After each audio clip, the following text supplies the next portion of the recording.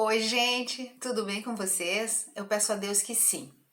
Gente, hoje eu vim contar para vocês um pouquinho do meu deserto com o meu marido dentro de casa, tá bom? Mas antes eu já peço que vocês se inscrevam no meu canal, que vocês deixem o like, que vocês ativem o sininho para que o YouTube notifique vocês toda vez que eu postar um vídeo novo. Bom, gente, há 6 anos atrás, a minha mãe estava completando 85 anos de idade. Hoje ela já é falecida. E nessa festa de 85 anos de idade, ela reuniu todos os filhos, até porque ela já vinha doente. E eu e o meu marido e a minha filha fomos na festa. Tava, aliás, uma festa muito bonita que a gente preparou com todo o amor para ela. Só que nessa festa, gente, aconteceu um episódio muito estranho.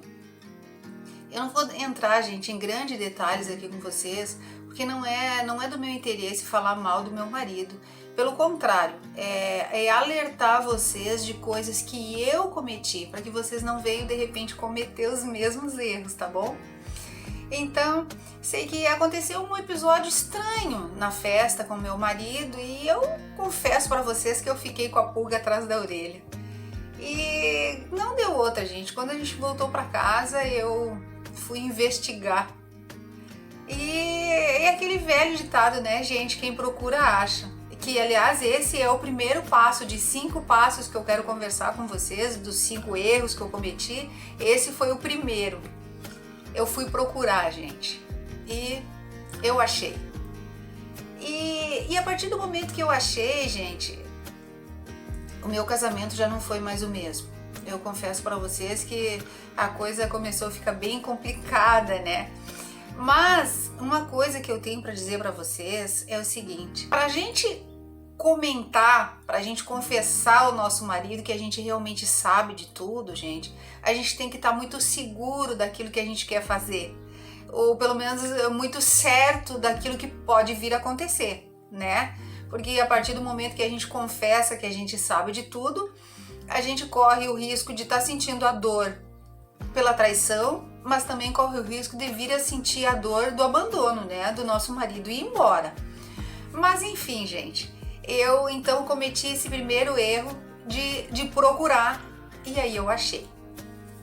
O segundo erro, gente, nunca deixe seu marido descobrir que você sabe de tudo. Eu descobri, como eu não tinha certeza do que fazer, se fosse hoje, eu iria orar, eu iria buscar o Senhor, eu iria pedir a direção de Deus para minha vida, porque Deus, Ele é poderoso e Ele não quer ver o nosso mal, Ele não quer ver o nosso sofrimento. Sabe, gente, eu tenho uma coisa assim muito em mente. Eu acredito que pela permissão de Deus a gente entre no deserto, mas não é a culpa de Deus. Eu jamais culpei Deus por qualquer coisa, porque a gente sabe que o ladrão não veio senão para roubar, matar e destruir. E o que ele quer destruir? O projeto de Deus, que é as famílias, né? Que é os casamentos, enfim. Então, eu errei nesse segundo ponto. Eu nunca deveria ter deixado, né, ele descobrir que eu sabia. Então, vamos pro terceiro passo. Nunca mude com seu marido. Gente, eu não deveria ter mudado com ele enquanto eu não tivesse certeza do que eu iria fazer realmente com aquela informação, o que aquilo tudo ia mudar na minha vida. Eu não parei para pensar. Gente, quando o nosso marido decide arrumar uma OM, a culpa não é nossa. Mas a gente pode empurrar ele para os braços dela ou não. Aí vai depender da nossa atitude. E a minha atitude foi a pior possível, porque eu não queria deixar ele saber que eu sabia, mas ao mesmo tempo eu não conseguia agir com ele com naturalidade. Pelo contrário, então como eu sabia de tudo, eu comecei a ficar chorona, eu comecei a ficar birrenta, eu falava com ele somente o necessário. A maior parte do tempo eu queria ficar em silêncio, eu evitava de ter que conversar com ele. Então assim, eu fazia tudo normalmente, cozinhava, lavava, passava, enfim, eu fazia a minha tarefa de dentro de casa normalmente, mas assim, eu evitava ter que falar com ele, que no meu ponto de vista esse foi um grande erro. E o quarto passo, gente, que também assim, ó, no meu ponto de vista é muito sério: nunca tente segurar o seu marido dentro de casa. Gente, foi a primeira coisa que eu tentei fazer. O meu marido queria viajar, eu dava contra. O meu marido queria sair, eu queria saber onde é que ele ia, eu queria saber o que ele ia fazer. Na realidade, eu tentei prender ele dentro de casa. E esse foi um grande erro, porque o bom, gente, é o proibido. É interessante porque eu me criei sabendo disso. Com a minha mãe, se a minha mãe me permitisse sair, eu não queria. Se a minha mãe tentasse me impedir, eu queria. Hoje com a minha filha é a mesma coisa. Se a minha filha... Hoje não, porque a minha filha é muito caseira, minha companheira. Mas quando o pai dela estava em casa, se ela queria ir para uma festa, se eu dissesse não, ela queria ir. Agora, se eu dissesse para ela, vai filha, vai aproveitar, ela não queria ir. Então a gente já sabe que o proibido é que é bom. Então eu não tinha que tentar segurar o meu marido dentro de casa, pelo contrário, mesmo eu sabendo, eu errei, porque em hipótese nenhuma eu poderia ter feito isso, não é mesmo? Então esse é o quarto passo. Gente, agora vamos pro quinto passo. Nunca durma de mal. Gente, como aquela dor, porque assim, ó, eu já vinha de muitas dores. Eu tava com dor porque a minha mãe tava doente. Eu tava com dor porque o meu marido tava passando por grandes problemas profissional e aquilo me abalava diretamente. Eu queria poder passar os problemas dele para mim se eu pudesse, mas eu não podia. Mas aquilo me doía. Então, foi acumulando todas aquelas coisas, todas aquelas dores que eu tava sentindo. E aí eu passava o dia inteiro então remoendo tudo aquilo dentro de mim. Quando chegava de noite, na hora de dormir, eu não queria falar com ele. Aí ele lá pro cantinho dele e eu ali pro meu. E aí depois às vezes na madrugada eu ficava pensando, meu Deus, o que eu tô fazendo? Não conversar com meu marido não vai resolver o problema. Não contar para ele o que eu tô sentindo não vai resolver o problema. Mas aí vinha o orgulho, gente. O orgulho não me deixava conversar, não me deixava explicar para ele o que eu estava sentindo. E como você sabe, né, gente, o homem, quando ele tá decidido a pecar, né, a arrumar uma OM, a abandonar a família, quando o homem tá decidido, a gente não vai fazer ele mudar de ideia. A gente não tem esse poder para fazer ele mudar de ideia. Quem tem esse poder para fazer ele mudar de ideia é Deus. Mas daí se a gente não conhece o Senhor, se a gente não tem a sabedoria de buscar a direção de Deus, acaba, gente, acaba acontecendo o que realmente aconteceu comigo. Então depois do deserto, dentro de casa, ainda aconteceu dele ir embora, que aí eu já contei num outro vídeo para vocês. Então, gente, o que eu quero dizer para vocês assim, ó. E outra coisa, para você, amiga, que tá com o teu marido aí dentro de casa, crie o hábito de orar pelo teu marido, de orar pelos teus filhos, de pedir a proteção de Deus para dentro da tua casa. Gente, hoje a gente vive num mundo onde assim, ó, tem muitas perseguições, tem muita gente má, tem muita gente fazendo coisas ruins. Mas a gente não pode nunca abandonar a nossa fé. Eu, infelizmente, naquele momento difícil, naquele momento ruim da minha vida, eu não conhecia esse Deus que eu conheço agora. Porque se eu conhecesse esse Deus que eu conheço agora e as armas que Deus me dá para lutar, eu saberia como lutar. Mas infelizmente eu não sabia. Mas eu digo assim, ó, orem. Busquem a direção de Deus para a vida de vocês. É fundamental ter Deus em primeiro lugar na nossa vida, porque, gente, hoje a gente pode estar na maior felicidade do mundo, a gente pode estar bem casado, bem empregado, a gente pode até estar feliz hoje, mas a gente não sabe o amanhã. E a única coisa que a gente realmente sabe é que se Deus estiver no nosso barco, o nosso barco não vai afundar. Mas é somente com Deus no nosso barco. Quero contar para vocês 2 grandes milagres que Deus fez na minha vida, para vocês entenderem que quando Deus quer, gente, não tem quem não queira. Olha só, eu me mudei para Torres e aluguei uma casa em Torres, no litoral. E a casa é maravilhosa, eu tava feliz da vida, trabalhando, fazendo faculdade, eu e a filha. Numa noite a gente vai para a faculdade, quando a gente volta para dentro, quando a gente volta para casa, que eu dobrei na esquina para entrar na rua da minha casa, cadê a rua, gente? Não tinha rua. A rua tinha desaparecido, gente, embaixo d'água. Um temporal muito grande. Simplesmente, gente, assim, ó, virou tudo rio. Eu não achei a minha rua, eu não achei a minha calçada. Eu enxergava a casa de longe, assim, né? Até enxerguei a casa, mas não tinha rua e não tinha calçada. Aí eu tive que ficar quase 2 horas estacionada na esquina esperando aquela água baixar para eu poder voltar para casa.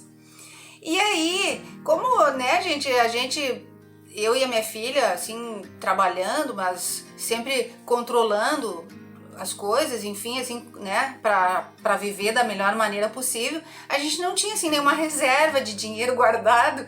E aí, gente, a gente decidiu, então, nos mudar depois daquilo, porque não tinha como continuar, a cada chuva não podia chegar em casa, então a gente decidiu nos mudar. Aí procuramos um apartamento, só que aí vinha aquela história, né, gente? É dinheiro para mudança, é dinheiro para caução, é dinheiro para o primeiro aluguel, enfim. Atrasei o pagamento da faculdade, da minha parte e da parte da filha também. Porque daí, em vez de eu pagar a faculdade, eu peguei aquele dinheiro para pagar a minha mudança, para pagar o caução, para pagar tudo aquilo que, né, que uma mudança exige. E atrasei a faculdade. Atrasei a faculdade 1 mês. No segundo mês, eu vi que o que eu tinha não era o suficiente daí para pagar por causa do juro que tinha aumentado mais. Aí eu fui lá e fiz um acerto com eles. Tentei, né, fazer um acerto com eles. Mas assim, eles bem redutivos, assim, não disseram que não tinham nada para fazer, que a única coisa que eles queriam era receber. E ainda, gente, não queriam trancar a minha matrícula, pelo menos, que daí, no caso, só a filha continuaria, né? Mas eu iria trancar minha matrícula para pelo menos diminuir aquele valor todo mês. Não aceitaram. E ainda me deram um papel para eu assinar, confessando a minha dívida de R$3.500, gente. Numa faculdade onde estava assim, quebrada a faculdade, mudando de direção na faculdade, aquela coisa toda. E aí eu digo, meu Deus, e agora o que eu vou fazer? Tirar minha filha da faculdade, nem pensar. Eu estava disposta a abrir mão da minha, mas não da dela. Mas eu assinei aquele papel confessando então que eu devia 3.500, mas dali uns dias já tinha que fazer a rematrícula. E para efetuar a rematrícula teria que primeiro pagar aqueles 13.500, senão nada feito. Gente, eu fui pro joelho, eu fui orar, eu fui clamar ao Senhor, eu fui pedir que Deus tivesse misericórdia da minha vida, porque eu não tinha entrado naquela situação por querer, né? Foi por força maior, eu não dependia da minha vontade. Eu fiquei orando 1 dia, 2 dias, 3 dias, clamando, chorando, pedindo, implorando para o Senhor me livrar daquela situação. Faltavam uns 2 dias para eu ir na faculdade, fazer a matrícula. Me ligaram da faculdade. Dona Maria, nós estamos lhe ligando porque a sua dívida foi cancelada. Digo, como assim? A minha dívida foi paga? Não. A sua dívida foi cancelada. A senhora não deve mais nada aqui para nós. A senhora pode vir fazer a rematrícula de vocês com muita tranquilidade. Gente, para quem não sabe, meu nome é Maria Cleonice, então por isso Dona Maria quando me ligaram. Então, assim, ó, nitidamente, assim, na mesma hora, assim, veio a voz do Espírito Santo, viu, filha? Quando Deus quer, não tem quem não queira. E é verdade, gente. Então eu pude fazer a rematrícula, a gente voltou para a faculdade normalmente, sem eu ter que pagar aquele valor. E assim, ó, só por Deus mesmo, porque, né? E o outro milagre, gente, eu dei um cheque de 600 reais. E isso ainda quando eu estava morando em Porto Alegre. Eu me endividei um pouco e larguei um cheque de 600 reais. Chegou perto do dia de vencer o cheque e eu não tinha dinheiro. E aí eu só pensava, meu Deus, o que eu vou fazer agora? Eles vão protestar esse cheque, vão me botar no Banco Central. Isso é realmente muito chato, né? Porque acarreta outros problemas e inclusive outras dívidas, porque a gente acaba tendo que pagar ainda um valor para o Banco Central. Mas eu sei que eu orei pro Senhor numa noite. E depois eu descansei. Eu entreguei nas mãos do Senhor aquela situação, daquele cheque na rua, de eu não ter o dinheiro, aquela coisa toda. Mas orei muito, assim, com muita fé pro Senhor. E fui dormir. No outro dia, 8 horas da manhã, minha comadre me ligou. Gente, eu tenho uma comadre que eu amo muito ela. Mas como ela já tinha pagado pro pedreiro dela e como ela é uma pessoa que não fica jogando dinheiro fora, era quase impossível ela querer pagar de novo e ainda no caso o valor que eu cobrei. Mas a minha comadre me ligou. Nisso, eu paguei todo o dinheiro adiantado pro pintor pintar o apartamento e ele foi embora e falta uma peça para pintar e falta um guarda-roupa para pintar. Quanto é que tu me cobra nisso? Aí eu fiquei. Digo, olha, Kátia, eu posso te cobrar 800 reais. Mas eu pensei assim, digo, ai, capaz que ela vai querer esse valor, né? Mas, gente, vocês não acreditam. Ela disse assim pra mim, Nice, eu passei a noite inteira sonhando contigo. E assim, ó, eu meio que pedindo a direção de Deus sobre o que fazer por causa do pintor que já tinha levado todo o meu dinheiro e não queria voltar. E eu passei a noite inteira sonhando contigo. Então, eu vou te dar os 800 reais que tu tá me pedindo, então, e tu passa lá pra ver o material que tu precisa, tudo direitinho. Gente, pintei a peça todinha, pintei a frente do guarda-roupa e ela me pagou os 800 reais. Eu pude resgatar o cheque de 600 e me sobrou ainda 200 reais. Então eu digo assim pra vocês, ó, se vocês estiverem passando por dificuldades, se vocês estiverem num deserto, se o marido de vocês já tiver ido embora, enfim, gente, confiem na misericórdia de Deus, porque Ele é misericordioso, gente. E Ele, assim, ó, Ele vem fazendo. Todo dia eu vejo a mão do Senhor na minha vida. Gente, o meu marido não voltou para casa. Mas eu digo assim, ó, para vocês, antes eu orava pedindo a Deus para ele voltar. Até isso hoje eu aprendi. Eu não oro mais para ele voltar para casa. Eu oro para Deus ter misericórdia da vida dele, para Deus colocar na mente dele que ele está vivendo em pecado, que a família dele está aqui. Neste caso, eu já sou a terceira esposa dele. Então assim, ó, eu aprendi a orar. Hoje eu não oro mais pedindo para Deus fazer a minha vontade de trazer o meu marido de volta, de restaurar o meu casamento, de restaurar a minha casa. Hoje eu oro pedindo para o Senhor fazer a vontade dEle, porque a vontade dEle é boa, perfeita e agradável. E se eu estiver vivendo a vontade do Senhor, então eu sou feliz. Gente, outra coisa, eu achava antes que felicidade era um bom casamento, felicidade era um bom emprego, felicidade era viajar, felicidade era tudo isso e mais um pouco. Hoje eu descobri que a verdadeira felicidade é ter paz, só que a gente não consegue essa paz sozinha. Eu só consegui essa paz depois que eu entreguei a minha vida para o Senhor. Eu não conhecia o meu pai aqui da terra. Então eu tinha um vazio muito grande dentro de mim. Eu não conseguia me sentir realmente feliz, nem com a minha família, nem com o meu marido, nem no meu trabalho. Eu tinha falta de alguma coisa dentro de mim que eu não sabia o que era. E eu achava que era a falta do meu pai. aqui da terra, porque eu não conhecia ele, então eu sempre tinha em mente assim, essa carência, essa falta que eu sinto é a falta do meu pai.